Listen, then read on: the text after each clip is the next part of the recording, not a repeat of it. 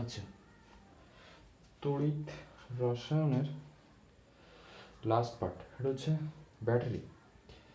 তো আমরা ব্যাটারি বলতে গেলে একটি একটি গ্যালভানীয় সেল। তো আমরা গ্যালভানীয় সেল যেগুলো আমরা সেগুলো পড়েছি যে রাসায়নিক শক্তি নর্মালি তড়িৎ শক্তিতে রূপান্তর হয়। তো রাসায়নিক শক্তি তড়িৎ শক্তির রূপান্তর বলতে গেলে এখানে দুটো প্যাটার্ন ভাগ করা যেতে পারে। একটা হচ্ছে প্রাইমারি ব্যাটারি এবং হচ্ছে একটা সেকেন্ডারি ব্যাটারি। কিন্তু এই ব্যাটারিগুলো ন্যাচারাল একটা প্রভাব বলতে গেলে কি একটা সমপ্রবাহের মধ্য দিয়ে এই সেলগুলো পাওয়া যায়। কিন্তু একটা বেসিক ডিফারেন্স যে এই যে ভাগ করা হয়েছে যে গ্যালভানীয় সেল একটা ব্যাটারি, এটা এক ধরনের একটা এমন প্রপার্টি লক্ষ্য করা যায় যেগুলো নর্মাল কেজে না হলেও কিছুটা অ্যাকোমোডেট করে রাখে বিষয়টা। তো এখানে এই প্রাইমারি এবং সেকেন্ডারি এই দুটো ব্যাটারির মধ্যে প্রাইমারি যে ব্যাটারিটা সেটা যদি দেখো যে আমরা যে ব্যাটারিটা নিয়ে কাজ করব সেই ব্যাটারিটার রাসায়নিক শক্তি তড়িৎ শক্তি রূপান্তর হচ্ছে ঠিকই, কিন্তু এই যে শক্তিটা পাবে সেই শক্তিটা কিন্তু লস করতে থাকবে, গেইন করার কোনো রকম জায়গা নেই। একটা সময় পরে ব্যাটারিটা কি হয়ে যাবে, শেষ হয়ে যাবে। তাহলে ব্যাটারির যদি ক্ষমতা একটা সময় পরে শেষ হয়ে যায় তাহলে নিশ্চয়ই সেটার ব্যবহারিক যে প্রয়োগ বা আমরা খুব মাত্রায় ব্যবহার অনেক ক্ষেত্রে যে লাভজনক সেই জিনিসটা তুলনামূলক কম হবে। তো এর উদাহরণগুলো বলতে গেলে নির্জল কোষ, লিকল্যান্ড সেল এইগুলো। তো সিলেবাসে নির্জল কোষটা আছে। তো নির্জল কোষের একটু ডিটেলসে পড়তে হবে। তো নির্জল কোষের মধ্যে আমরা দেখব সেটা কিভাবে মোটামুটি সেলটা রিপ্রেজেন্ট করে। তো এই যে নির্জল কোষ কোথায় দেখা যায় আমি বললাম, রেডিও, টর্চ লাইট এইগুলোতে কি করা হয়, নির্জল কোষটা কি করা হয়, ব্যবহার করা হয়। এটা কিভাবে তৈরি হয় দেখবে, আমরা যে ওই আগের যে ব্যাটারিগুলো ব্যবহার হতো, আগের ব্যাটারিগুলো বলতে গেলে সেগুলো কেমন, আগের ব্যাটারিগুলো বলতে গেলে ওই রেডিওতে যেগুলো বড় বড় ব্যাটারি গোল যে সাইজের ব্যাটারিগুলো ব্যবহার করা হতো সেই ছবিতে দেখবে, বইতেও সেটায় তোমার বাইরের যে আবরণটা সেটা হচ্ছে জিঙ্ক। জিঙ্কের একটা কি থাকে, বাইরের একটা আবরণ থাকে, এবং জিঙ্কের যে বাইরের আবরণটা সেটা এবং ভিতরে একটা থাকে কার্বন দণ্ড। তো জিঙ্কের তৈরি যেটা চোঙ, এইটা হচ্ছে অ্যানোড হিসাবে কাজ করে, আর যে কার্বন দণ্ড দেখবে মাঝখানে আছে সেটা হচ্ছে ক্যাথোড হিসাবে কাজ করে। এগুলো কিন্তু শর্ট কোশ্চেনের মধ্যে আসে। এবার এই কার্বন দণ্ডের সঙ্গে দুটো জিনিস, একটা হচ্ছে ম্যাঙ্গানিজ ডাইঅক্সাইড আর একটা হচ্ছে কার্বন চূর্ণ, এটা মিক্সড করে একটা লেই মতো পেস্ট ওর গায়ে দিয়ে কি করা থাকে, ফিক্সড করা থাকে বা লাগানো থাকে। এবার এই যে জিনিসটা দেওয়া থাকে তাহলে একটা ধারক পাত্র থাকছে জিঙ্কের, তার ভিতরে কার্বন দণ্ড থাকে, মাঝখানে একটা মিক্সার, সেটা হচ্ছে অ্যামোনিয়াম ক্লোরাইড এবং জিঙ্ক ক্লোরাইড, এদের একটা মিক্সড এটি এই জায়গাটায় অ্যাড করা থাকে। তো এখানে কটা জিনিস বলতে গেলে কিছু তো একটা কোশ্চেন এখানে আসতে পারে, কেন ম্যাঙ্গানিজ ডাইঅক্সাইডকে আমরা নিই। ম্যাঙ্গানিজ ডাইঅক্সাইডের বিশেষ ভূমিকা হচ্ছে এখানে জারক দ্রব্য রূপে কাজ করবে।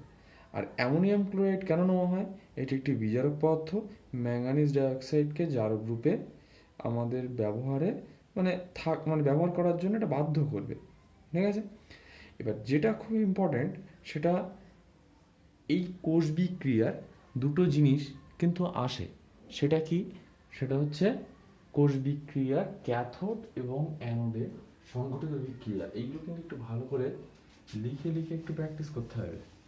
তো সেটা কি দেখো, এখানে যে ক্যাথোডে বলছি অ্যানোডে যে বিক্রিয়াটা হচ্ছে, অ্যানোডে যে সংঘটিত বিক্রিয়া এবং ক্যাথোডে সংঘটিত বিক্রিয়া, অ্যানোডে সংঘটিত বিক্রিয়া যেটা হয় সেটা হচ্ছে জিঙ্ক থেকে পড়েছি বিজারিত রূপেই আমরা পড়ব এইটা।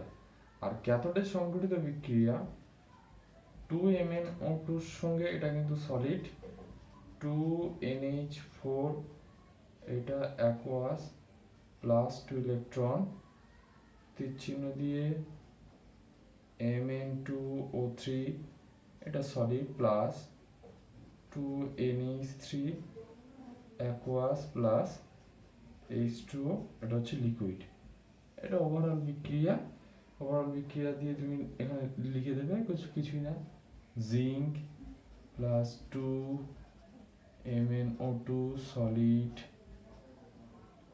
2NH4 প্লাস, এটা হচ্ছে aqueous, Mn2O3 solid plus 2NH3 aqueous plus H2O, এটা হচ্ছে লিকুইড। এবার দেখো এই যে বিক্রিয়াটা আমি লিখলাম এই সিস্টেমে, কিন্তু এই বিক্রিয়ার যে সংগঠিত মানে সিস্টেমের মধ্যে যে অ্যামোনিয়া এবং জিঙ্ক, এই দুটো জিনিস কিন্তু সিস্টেমের মধ্যে থেকে যাচ্ছে, ঠিক আছে?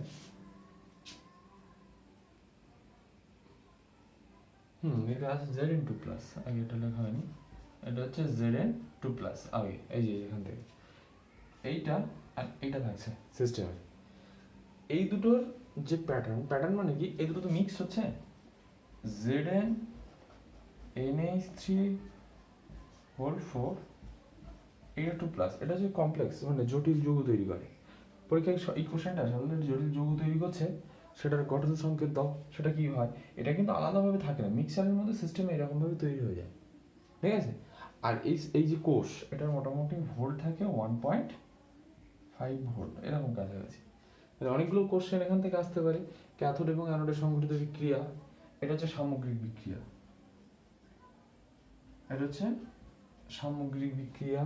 তোমাকে বলবে যে জটিল যৌগ যেটা তৈরি করছে সেটা সংকেত দাও, আর এটা তো কত ভোল্ট এটা ক্যারি করে নির্জল কোষ। প্রাইমারি ব্যাটারি, মনে রাখতে হবে ব্যাটারি কিন্তু কি হয়, নিঃশেষ হয়ে যায়, এটা কিন্তু পুনরুদ্ধারের কোনো কি থাকে না, জায়গা থাকে না, ঠিক আছে? তাহলে প্রাইমারি ব্যাটারির উদাহরণ আসতে পারে, সেটা কীরকম কার্যকর রূপ সেটা আসতে পারে। এবার চলে এসো সেকেন্ডারি ব্যাটারি। সেকেন্ডারি ব্যাটারির আর এক নাম হচ্ছে সঞ্চয় কোষ বা সঞ্চয়ক কোষ, এটাও কিন্তু আসে। এটা ব্যাটারিটা কি, সঞ্চয় কোষ না সঞ্চয়ক কোষ, এরকমভাবে কিন্তু আসে। এবার এই যে সেকেন্ডারি ব্যাটারি, এই সেকেন্ডারি ব্যাটারি কিন্তু প্রাইমারি ব্যাটারির মানে প্রাইমারি ব্যাটারির একদম পুরো উল্টো। কেন? প্রাইমারি ব্যাটারিটা নিঃশেষ হয়ে যাচ্ছিল, কিন্তু সেকেন্ডারি ব্যাটারিটা কিন্তু নিঃশেষ হয় না মানে এই ব্যাটারিটা ধরো বাইরে থেকে কোনো একটা ওর মানে কোনো একটা জায়গা থেকে সেই চার্জ বা শক্তিটা তার মধ্যে সঞ্চিত হয়েছে।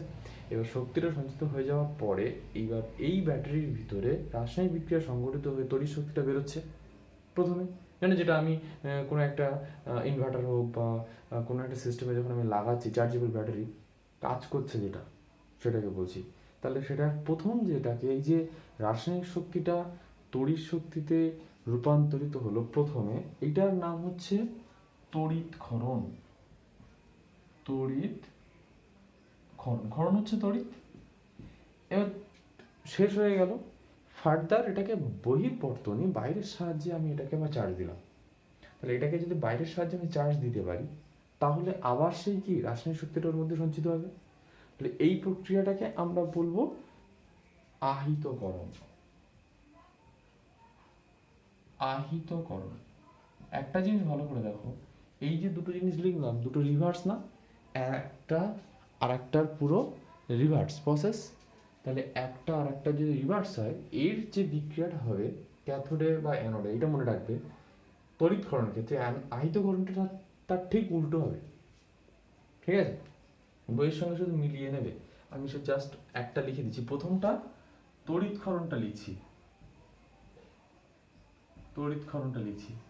আর ঠিক আছে? তো তড়িৎক্ষরণের যে বিক্রিয়া অ্যানোডের ক্ষেত্রে সংঘটিত বিক্রিয়া আছে, তারপরে একটুখানি বলি যে এই তড়িৎক্ষরণ এবং আহিতকরণ যে সেল, এর একটা এক্সাম্পলের মধ্যে চলে আসলে সেটা হচ্ছে আমরা লেড অ্যাসিড সঞ্চয়ক কোষ, ঠিক আছে? তো লেড অ্যাসিড সঞ্চয়ক কোষ এইগুলোকে ব্যবহার করা যেতে পারে। লেড অ্যাসিড সঞ্চয়ক কোষ সেটা কি, মানে বিক্রিয়া যেটা লিখবো লেড অ্যাসিড সঞ্চয়ক কোষ ধরে লিখবো অ্যানোড এবং ক্যাথোডে। তো এখানে লেড অ্যাসিড সঞ্চয়ক কোষটা হচ্ছে, এখানেও একটা সেল, এখানে হচ্ছে লেডের পাতি মানে জালি নেওয়া হয়, সেগুলো খুব সছিদ্র এরকম, এবং যেটা ছিদ্র আকারে জালি নেওয়া হয় সেটা হচ্ছে অ্যানোড রূপে, আর যেটার মধ্যে লেড অক্সাইড রাখা হয় সেটাকে বলা হয় কি ক্যাথোড হিসেবে কাজ করে।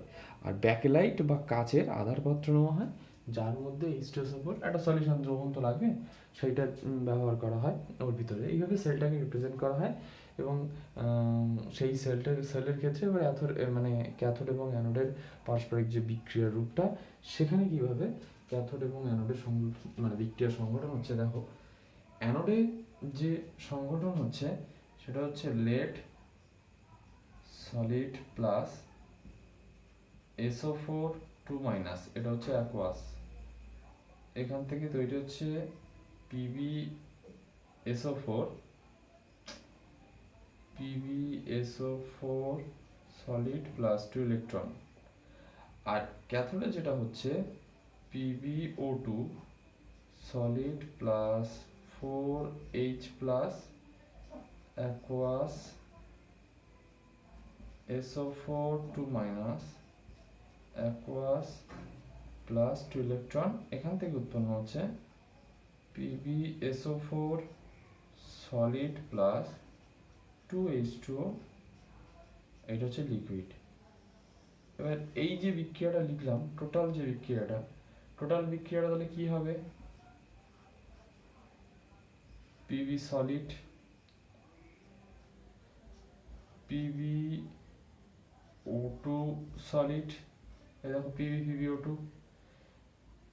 Plus 2H2SO4 aqueous 2H2SO4 aqueous 2PbSO4 plus 2H2 liquid.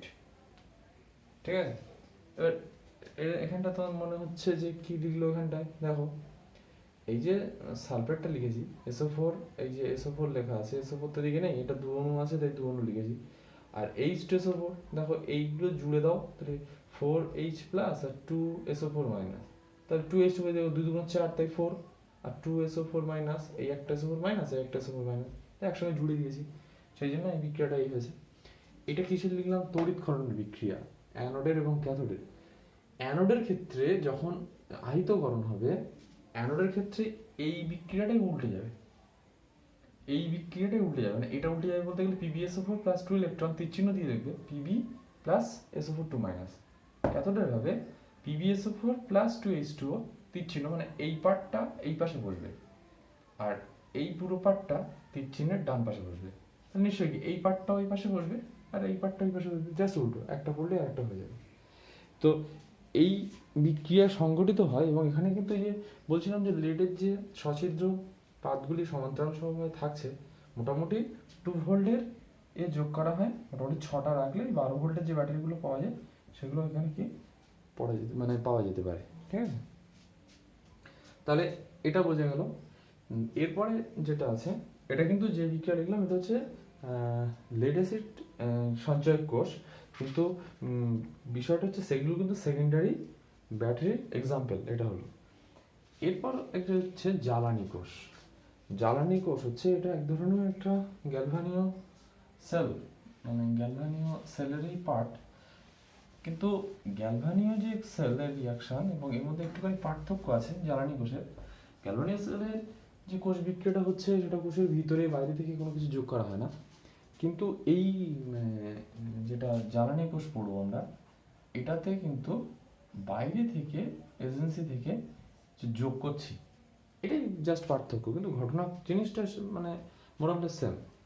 তো এখানে মোটামুটি আমরা হাইড্রোজেন অক্সিজেন এটা নিয়েই কাজ করতে দেখব, মানে অ্যাপোলো যে মহাকাশ যান সেখানে এটাই বিশেষ প্রয়োগ দেখা গেছিলো এবং খুব উৎকৃষ্ট একটা প্রসেস। যখন একটা জিনিস অনেক দূর মহাকাশে যায়, এমন কিছু মানে জিনিস ক্যারি করা যাবে না যেটা কোনো কাজে লাগবে না। ধরো কিছু জিনিস যদি দহন হয় তাহলে দাহ্য পদার্থ এমন কিছু নির্গত হবে যেটা পরিবেশেরও কোনো কিছু ক্ষতি করবে, কিন্তু এখান থেকে হাইড্রোজেন অক্সিজেন থেকে আসবে জল H2O, যেটা পানীয় হিসাবে কি করা হবে, ব্যবহার করা হবে। ঠিক আছে, তো এখানে এই জ্বালানি কোষে কি হয়, কোষের যে সংগঠন ক্রিয়াটা লক্ষ্য করা যায়, এরকম দুটো এরকম নেওয়া হয়, কার্বন দণ্ড কিন্তু ছিদ্রযুক্ত। একটা হচ্ছে অ্যানোড আর একটা হচ্ছে ক্যাথোড হিসেবে কাজ করে। এই এটা একটা পাত্রের মধ্যে সংগঠন করা হয়, এদিকে এরকম একটা ছিদ্র থাকে, এদিকে ছিদ্র থাকে, আর পুরো সেলের এখান থেকে, তো এখান থেকে হাইড্রোজেন প্রবেশ করে, এখান থেকে অক্সিজেন প্রবেশ করে সছিদ্র পার্ট, আর এখান থেকে সেই বিক্রিয়ার পর বলছিলাম H2O নির্গত হয়, এটা বলছিলাম। এবং এখানে যে অ্যানোডের মধ্যে দিয়ে হাইড্রোজেন গ্যাস চালনা করা হচ্ছে, ক্যাথোডের মধ্যে দিয়ে অক্সিজেন গ্যাসটা চালনা করা হয়।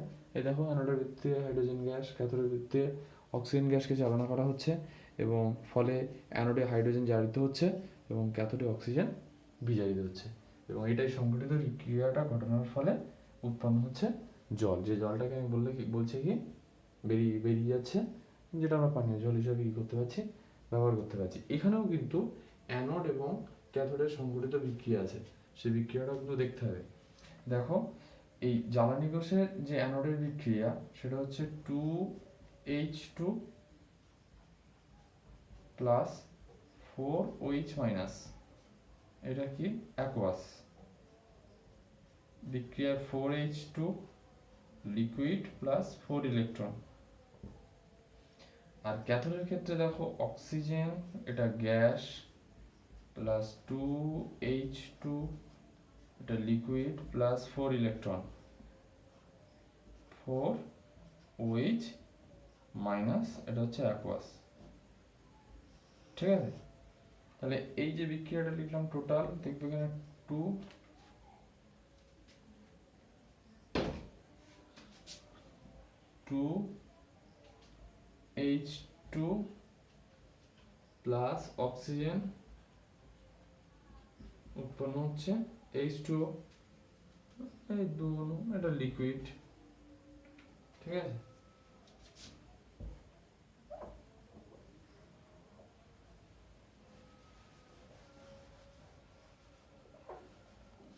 ফাইনাল বিক্রিয়া হচ্ছে এটা, এই বিক্রিয়াটা লিখে নেবে।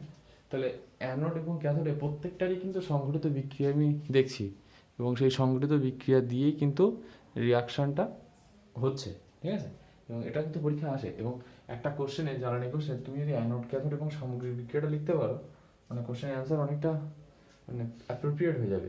ঠিক আছে, এটা কিন্তু মাথায় রাখতে হবে। এরপর হচ্ছে অপক্ষয়। অপক্ষয় মানে মরিচা। মরিচা সম্বন্ধে ধারণা আছে, তো এখানে সেল রিয়াকশন দিয়ে একটু দেখতে হবে মরিচা। তো পরিবেশে এমন কিছু এনভায়রনমেন্ট আছে যেগুলো আমাদের কি করে, এই সমস্ত জিনিস মরিচা বলছি বা এইরকম ধরনের অপক্ষয়, এগুলো ঘটাতে সাহায্য করে। তো এইরকম যে ঘটনাগুলো আমাদের পরিবেশে সংঘটিত হয়, পরিবেশের প্রভাবে এই সমস্তগুলো ধাতব কোনো পদার্থের ওপরই দেখা যায়, এবং এগুলো নর্মালি পরিবেশের প্রভাব বলতে জলীয় বাষ্প, বাতাসের অক্সিজেন, এগুলো দ্বারাই বেশি পরিমাণে দেখা যায়। যেখানে জলীয় বাষ্প নেই, বায়ুর অক্সিজেনের সরাসরি অ্যাকোমোডেশন নেই, সেই সমস্ত জায়গায় এগুলো দেখা যাবে না। দেখা যায় যে লোহার উপরে লালচে বাদামি রঙের একটা কি আস্তরণ পড়ছে, তো লোহার উপরে যে লালচে বাদামি রঙের এই আস্তরণটা পড়ছে, এই আস্তরণটার জন্যই আমরা নর্মালি এই অপক্ষয়টা দেখতে পাবো। ঠিক আছে, এর একটা নাম হচ্ছে কি, আমি বললাম যে মরিচা। তো এখানে মরিচা কি বিষয়টা হচ্ছে কি, আমরা লোহার একটা দণ্ড ধরো কোনো একটা ফাঁকা জায়গায় পড়ে আছে, তাহলে এর একটা কি, ধরো এরকম একটা পার্ট, এরকম এরকম একটা ধরো পার্ট আছে, এর কোনো একটা ধরো এরকম ক্ষয় হয়েছে, এরকম এরকম তো ক্ষয় হচ্ছে জিনিসটা, তাহলে এই যে পার্টটা ক্ষয় হচ্ছে, আয়রন খণ্ডের একটা অংশ, তাহলে এইটা এই পার্টটা অ্যানোড রূপে কাজ করছে, বাকি পার্টগুলো ক্যাথোড হিসেবে আছে, কিন্তু এই পার্টটা অ্যানোড হিসেবে কাজ করছে। তাহলে এখানে যে অ্যানোড রূপে কাজ করছে এই জায়গাটায়, তাহলে এই অ্যানোডে ধরো একটা সংঘটিত একটা বিক্রিয়া এখানে দেখতে পাচ্ছি আমি, ধরো এখানে এই বিক্রিয়াটা আমরা লক্ষ্য করছি। এখানে যদি এখানে 2 দেওয়া হয়, তাহলে এটা কি কটা হবে, 4টে ইলেকট্রন হলো। এইবার এই যে ইলেকট্রনটা উৎপন্ন হচ্ছে, এই ইলেকট্রনটা ধরো বাই এই প্রসেস এখানে এলো, এবার এই যে এখানে যে ইলেকট্রনটা এসেছে এই ওপরে, এর উপরে দেখো এই জায়গায় তো কি নিশ্চয়ই জলকণা আছে এখানটায়, তা উৎপন্ন ইলেকট্রন এখানে এলো, কিন্তু এখান থেকে দেখো এখানে তো এফি আছে, এই যে এফি টু প্লাস, এই ইলেকট্রনটা এখানে আসলো কিন্তু এফি টু প্লাসটা এখানে যাচ্ছে, আর বায়ুর যে এনভায়রনমেন্ট অক্সিজেন আর এই অক্সিজেন এবং বাতাসের এই জলীয় বাষ্প, আর উপরে এই যে বিক্রিয়াটা লিখলাম এই বিক্রিয়াটা সংঘটিত হচ্ছে অ্যানোডে, আর ক্যাথোডে যে বিক্রিয়াটা সংঘটিত হচ্ছে oxygen plus 4H plus plus 4 electron plus 2H2 এই বিক্রিয়াটা হচ্ছে। এই যে অক্সিজেনটা এখান থেকে আসলো, উৎপন্ন হচ্ছে Fe2O3 আর ধরো NH2 শোধক ফেরিক অক্সাইড, যেটা মরিচা নামে পরিচিত। তাহলে এখানে যে ঘটনা হলো যে আয়রন খণ্ড, এই যে আয়রন খণ্ড, তাহলে আমি কিন্তু একসঙ্গে লিখে দিলাম এখানে ক্যাথোড এবং অ্যানোডের সংঘটিত বিক্রিয়া কি হলো। এখানে যে আয়রন খণ্ডটা নিয়েছি সেই আয়রন খণ্ডে একটা পার্ট হচ্ছে অ্যানোড হিসেবে অংশগ্রহণ করছে, এই পার্ট থেকে যে ইলেকট্রনটা এখানে বেরিয়ে আসছে সেই ইলেকট্রনটা এনভায়রনমেন্টের যে অক্সিজেন জলীয় বাষ্প সেখান থেকে অক্সিজেনকে নিয়ে ইলেকট্রনটা এখান থেকে আসলো, আসার ফলে সংঘটিত যে বিক্রিয়া অক্সিজেনকে বিজারিত করে দিল। ঠিক আছে, বিজারিত করার জন্য প্রয়োজন হচ্ছে কি এইচ প্লাসটা, ভালো করে শুনবে। এই যে এইচ প্লাসটা এটা কোথা থেকে এলো, পরিবেশে কি আছে CO2 আছে আর কি আছে জল আছে, আছে তো। তাহলে এই দুটো বিক্রিয়া করলে উৎপন্ন হচ্ছে H2CO3। এটার যদি আয়নায়ন হয়, আয়নায়ন মানে আয়নে যদি ভাঙে, তাহলে আয়নে ভাঙলে এরকম হয় না H প্লাস HCO3 মাইনাস,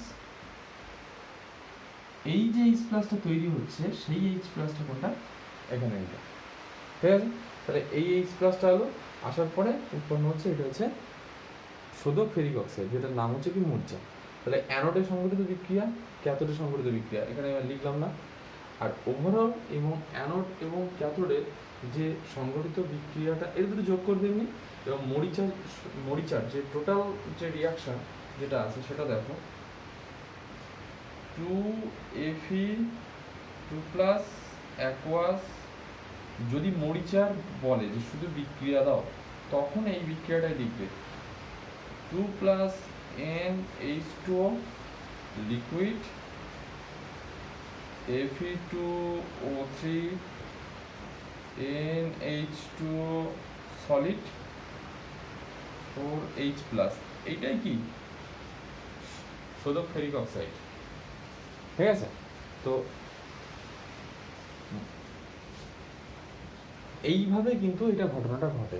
ভালো করে একটুখানি দেখো, শুধু জাস্ট এইটুখানি এক জায়গায় একবার বলবো যে সিস্টেমে দেখো আমি একটা লোহার একটা পার্ট মনে হচ্ছে যে সেই জিনিসটা যেন ক্ষয় হয়েছে, কীরকমভাবে হয়েছে দেখো, এই যে ক্ষয় পার্ট এটা লোহা ছিল, এই লোহার এই পোর্শনটা কী হয়েছে অ্যানোড হিসেবে কাজ করছে, বাকি পার্টটা তাহলে ক্যাথোড।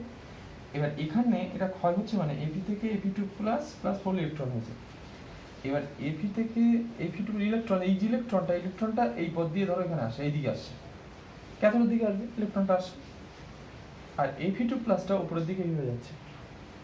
এবার ক্যাথোডে জল আছে, এই যে জল দেখাচ্ছিলাম আমি, এই যে ডট ডট ডট দেওয়া, আর বাইরের অক্সিজেন আছে, এইটা দ্বারা অক্সিজেন কি করছে বিজারিত করছে। অক্সিজেনকে বিজারিত করার জন্য সিস্টেমে বিক্রিয়াটা হচ্ছে যে ক্যাথোডে, এটা কি অ্যানোডে কি হয় জানো নয়, কিন্তু অক্সিজেন H+ ইলেকট্রন দিয়ে জল, H+ আবার কত থেকে যায়, এটা হলো কার্বন ডাইঅক্সাইড এবং জল, এদের যে থাকে তো এনভায়রনমেন্টে কার্বন ডাইঅক্সাইড জল কার্বনিক অ্যাসিড H2CO3 উৎপন্ন করে, এটার আয়নায়নে তৈরি হয় এই H+টা, সেই H+টা হচ্ছে এটাই। তাহলে ক্যাথোডের সংঘটিত বিক্রিয়া এটা এটা এরপরে জল তৈরি হচ্ছে, এই যে অক্সিজেন জলীয় বাষ্প এদিক থেকে যে এই যে ইলেকট্রন দেখো Fe2+ এই আসছে, এই দেখো এই অক্সিজেন আর এই দেখো জল জলীয় বাষ্প বলেছি, তাদের মিলিত বিক্রিয়া হচ্ছে শোধক ফেরিক অক্সাইড উৎপন্ন হয়েছে, সেই শোধক ফেরিক অক্সাইডটা হচ্ছে মরিচা। এইভাবেই কিন্তু বিষয়টা লিখতে হবে, এবং এই ছবিটা তুমি নাও যদি দাও, এটা যদি ক্যাথোড এবং অ্যানোড বুঝতে পারলে কোনো কিছু নেই, একদম ক্লিয়ার ক্যাথোড এবং অ্যানোডের সংঘটিত বিক্রিয়া, আর এই বিক্রিয়াটাও কিন্তু তোমাকে দিতে হবে। এরপরে মরিচা নিবারণের উপায় কি? মরিচা নিবারণের উপায় বলতে গেলে আমার এর উপরে এমন কিছু প্রয়োগ অ্যাপ্লিকেশন দিতে হবে, বা আমার ওই কন্ডিশন থেকে সরিয়ে আনতে হবে। মানে কন্ডিশন বলতে সেখানে জলীয় বাষ্প বা অক্সিজেন এগুলো সরাসরি গিয়ে এফেক্টিভিটি থাকবে না, তাহলে আমার মরিচা পড়বে না। আর না হলে তার উপরে উচ্চ তোর পরাধর্মী এরকম কোনো ধাতুর প্রলেপ দিতে হবে, মানে যেটা আগে জারণ ক্রিয়া সংঘটিত হবে। তো দেখো আমরা রং বার্নিশ এগুলো তো করতেই পারি, বা গ্যালভানাইজেশন প্রসেস যেটা জিঙ্কের প্রলেপ দেওয়া হয়। জিঙ্ক কিন্তু লোহার থেকে উচ্চ মানে পরাতড়িৎ ধর্মী, তো সুতরাং সেটা আগে জারণ হবে, তাহলে কি আয়রনটা ঠিকঠাক থাকবে। বা তুমি এই গ্যালভানাইজেশন প্রসেস ছাড়াও আর ফেরোসালফিউরিক অক্সাইড মানে Fe3O4 এই প্রসেসেরও কিন্তু ব্যবহার করা হয় লোহিত তত্ত্ব মানে বাষ্প। মানে বিষয়টা হচ্ছে যে আমরা যদি এইরকম করতে পারি যে জলীয় বাষ্প এবং বায়ুর আয়রনের সংস্পর্শে আসতে পারবে না, এরকম কন্ডিশনের জন্য লোহিত তত্ত্ব অবস্থায় আয়রনের উপর দিয়ে কী চালাবো, স্টিম চালনা করবো, ঠিক আছে। ফেরোসালফিউরিক অক্সাইড Fe3O4। আর একটা জিনিস, মাটির নিচে অনেক সময় আমাদের যে সমস্ত পাইপ নেওয়া হয় তা সেইগুলো দেখবে একটা আস্তরণ দেওয়া থাকে, যাতে ওই মাটির নিচে মানে কি জলীয় বাষ্প থাকবে, ঠিক আছে, এবং বাইরের অক্সিজেনও কিছুটা মাটির নিচে থাকতে পারে। তো এইগুলোর কন্টামিনেশন জন্য ওই লোহাটা ক্ষয় হয়ে যেতে পারে। তো আমাদের যে কাজে ব্যবহার করছি পাইপ, মানে জল যে পাইপ হোক কোনো পাইপ, সেটা মানে ক্ষতি হবে। তো ওর উপরে ম্যাগনেসিয়ামের একটা প্রলেপ দেওয়া হয়, বা ম্যাগনেসিয়ামের প্রলেপ বা মাটির নিচে ছাড়াও অন্যান্য সময় কি ওই সমুদ্রের যে জাহাজ সেগুলো তো লোহারে দেওয়া থাকে, সেগুলো তো মানে অনেক দিন যাতে চলে তার জন্য এরকম উচ্চ তড়িৎ পরাধর্মী বা পরাতড়িৎধর্মী ধর ম্যাগনেসিয়াম ইউজ করা হয়। ম্যাগনেসিয়ামটা প্রলেপটা দেওয়া হয় তার কারণ ম্যাগনেসিয়াম দিলে ওর ক্ষরণটা আগে হচ্ছে, ওর মানে ক্ষরণটা মানে ওটা যদি আগে ক্ষয়িত হয়ে যায় তাহলে আয়রন থাকছে পরে, তাহলে আবার কিছুদিন পরে ম্যাগনেসিয়াম একটা প্রলেপ দিলাম, ঠিক আছে। এই ক্ষেত্রে কি হয় যে ম্যাগনেসিয়ামকে অ্যানোড হিসেবে কাজ করা হয় আর আয়রনকে ক্যাথোড হিসেবে কাজ করা হয়। যেহেতু আমাদের ম্যাগনেসিয়াম ওই আয়রনকে বাঁচাচ্ছে, তাই না, যেহেতু ম্যাগনেসিয়াম মানে আগে ক্ষয় হচ্ছে, তার মানে কি অ্যানোড, মানে অ্যানোড আমাদের বাঁচাচ্ছে কাকে, ক্যাথোডকে। অ্যানোডকে ম্যাগনেসিয়াম, ক্যাথোডকে আয়রন। তাহলে ও আয়রন যদি মানে বেঁচে যায় বা সংরক্ষণ হয়, তাহলে এর একটা স্পেসিফিক নাম দিচ্ছে কে আয়রনকে বাঁচাচ্ছে, সেটা হচ্ছে ম্যাগনেসিয়াম। তাই ওই অ্যানোডকে আমরা বলবো উৎসর্গীকৃত অ্যানোড। উৎসর্গীকৃত অ্যানোড। দেখো ম্যাগনেসিয়াম যে অ্যানোড নিজেকে উৎসর্গ করছে ক্যাথোডকে সংরক্ষণ করার জন্য, এইভাবে ভালোভাবে মনে থাকবে। আর এই প্রক্রিয়াটাকে বলবো ক্যাথোডীয় সংরক্ষণ। এই প্রক্রিয়াটাকে বলবো ক্যাথোডীয় সংরক্ষণ।